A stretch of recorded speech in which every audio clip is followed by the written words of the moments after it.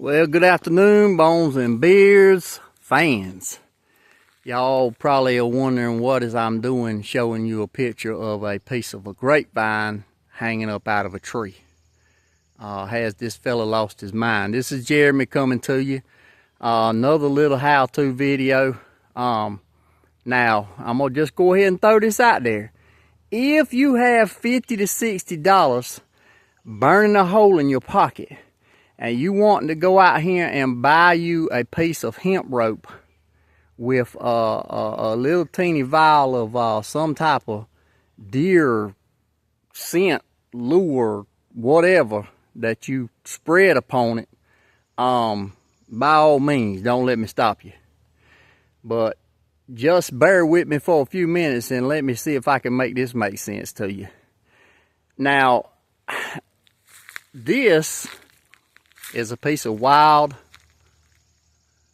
grapevine with some paracord wrapped around it. Now the height of it is right here at belly level, okay? You do not want any resistance on that piece of grapevine, and you want to put that grapevine right on a main trail, what I call a hub trail. This is not a sexual orientated scrape. It's called a malk scrape, malk grapevine scrape. What we've used them for years. We didn't come up with the design. That's accredited to a man way up north, and I can't remember his name, but he knows how to do it now. But anyway, I'll usually have a deer on this that I can see from my house every morning and every evening. What this deer is going to do is going to come up to this grapevine, doe, fawn, yearling, a buck, whatever, and they're going to rub their head all up on this thing, right? They just going to rub their head. And right there by the corners of their eyes is what they call preorbital glands. And basically what that deer is doing is just saying, hey, I'm Jeff. I was by here today. And it's just their communication system. Those preorbital glands are like our fingerprint. It's just letting other deer know who they are, that they've been through there, and just a communication system. This is what I call a hub scrape, a hub malk scrape. It's just a communication system, and it's a great way for you to hang a trail camera over one of these and get an inventory of every buck on your property, as well as your mineral sites. They're going to come through there. Once they start hitting this thing and it gets some preorbital scent from other deer, they're going to be active on this every single day. And they're just going to nudge it around. Sometimes they'll stay there for 2 or 3 minutes. Sometimes it'll be 30 seconds. But they'll move on, and then they'll come back the next day and nudge it around on a little bit more. But I have a grand total of about $1.10 in this setup right here. So let me tell you again, common everyday working man, I like the $1.10 versus the $60 or $50 for the piece of hemp rope and the scent. I don't know what the scent is, but a hard thing for me to figure out. And if you guys can figure it out, let me know. But the last time I checked, a deer, when they urinate or leave scent, it goes down on the ground. But, some of these packages are wanting you to put the scent up here. And I just don't know how a deer in the woods would actually get that scent up there unless he lays on his back and urinates upward. Maybe some of y'all can tell me, but I think my $1.10 grapevine malk scrape works real good. As you can see below, there's hardly ever any. This is the time of year it should be full of vegetation right here. I mean, right to the left, you got a clover food plot. Right under this grapevine scrape, just bare dirt almost. So anyway, letting you know it does work. I've got tons of trail cam footage, videos of it working. Remember, you want it about 3.5, maybe 4 foot long in length. Hang the bottom of it at waist level.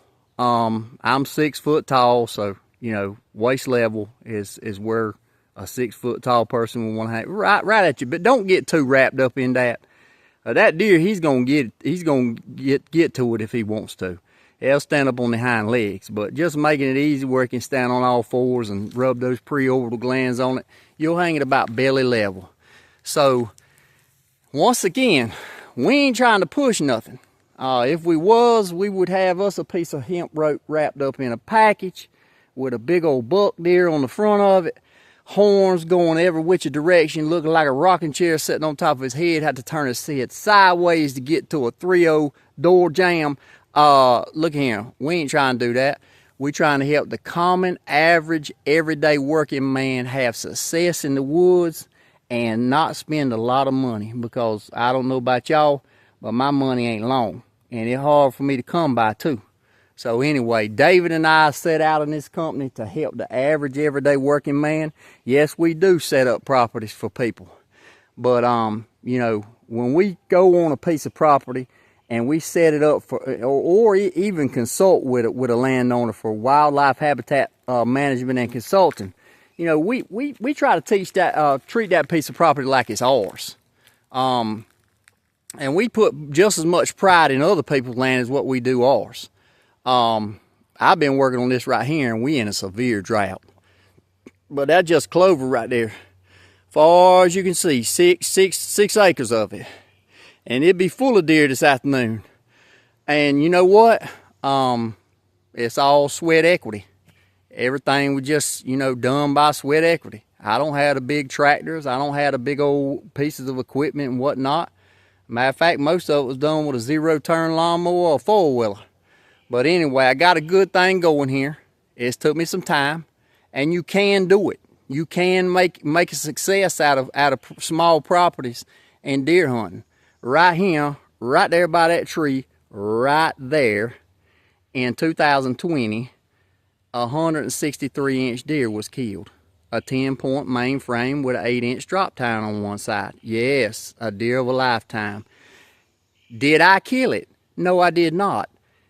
Guess what type of guy I am? I had a friend over. He didn't have a rifle. So when this deer steps out, I hand him my rifle.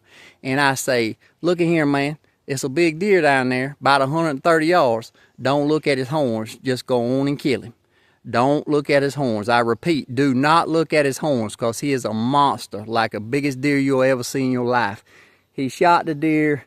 We come up on the deer. It definitely was the biggest deer we had ever seen in our life for this part of the country. I ain't saying out in the Midwest, but for North Carolina, Lord have mercy, 163 inches is a beast. So I'll have some pictures of that deer later on if you guys want to direct message me or, you know, comment here. But anyway, what me and David are doing, wildlife habitat, Bones and Beards Wildlife Habitat Consultants. You can find us on Facebook. We love to hear from you. Please, constructive criticism. If you see something we can do better, by all means, let us know. We just common, everyday working men just like you guys. So anyway, like us, subscribe to us. That is a Grapevine Mock Scrape. Grapevine Mock Scrape. Now, once again, don't let me talk you out of spending that $50 or $60 for that piece of hemp rope and whatever type of scent it is. Magic fairy dust, whitetail attracting beast Goliath swamp donkey potion. I don't know what it is, but it's $50 or $60. That right there is like $1.10. So y'all holler at us, like us, subscribe to us. We'd love to hear from you, love to chat with you. Appreciate y'all. God bless you. Until next time, signing out. Bones and Beards.